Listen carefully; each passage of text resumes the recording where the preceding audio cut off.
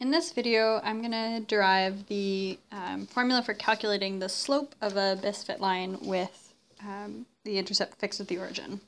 So let's say in the lab you've collected a bunch of data, points xi, yi, and there's a whole bunch of them because you collect lots of data points, and they fit a graph that sort of looks like this.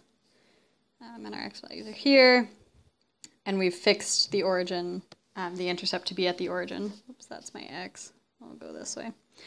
So you can see that there's sort of a trend along here that looks like a straight line, that looks like it should follow y equals mx. So the way that we've been figuring out what the slope m should be is by calculating the chi-squared, which is the average over all of our points of the squared residuals, the distance between the points and the line, which looks like this. If I substitute in for our function. And then what we've done is just come up with some value of m, and then calculate chi-squared, and then change m until chi-squared is as small as possible. Now, of course, as small as possible sounds like a minimization problem. So that's actually what we're going to do, is minimize chi-squared and find the smallest chi-squared, find the slope m that gives us the smallest chi-squared. So this means we're going to be taking the derivative of chi-squared with respect to the slope and set it equal to 0. So that'll be the derivative with respect to m of this whole thing.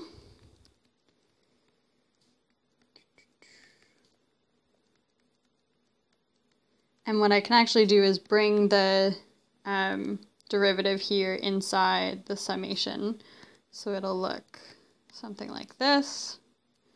I equals 1 to n d by dm of yi minus mxi squared. Okay, just to explain where that comes from, I'll do a quick aside here. Okay, so let's say you've got, you're trying to take the derivative with respect to x of something that's a sum of two functions, fi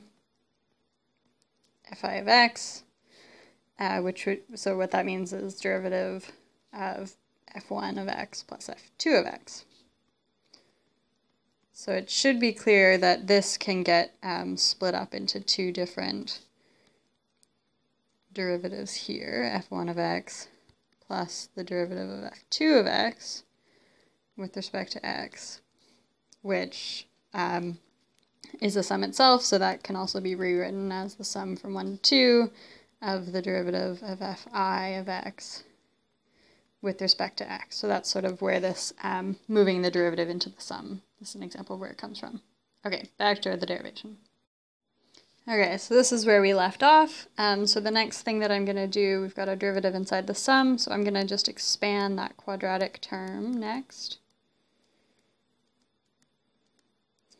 So that's going to give us yi squared plus m squared xi squared minus 2 mxi yi.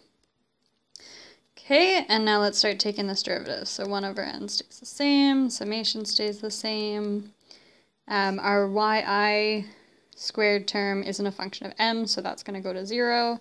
And then we've got the exponent 2 comes down, we're left with 1 xi squared minus 2 stays here. The derivative of m just goes to 1, so we've got xi yi. And I'm just going to separate this sum now into two summations. So from 1 to n of 2m xi squared, and then minus the sum from I equals 1 to n of 2xi yi. Now, since this whole thing is equal to 0, a couple of terms can drop out. So the 1 over n is going to go away, and then both of these 2's.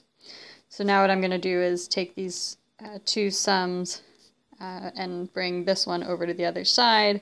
Because of that negative sign, it stays positive.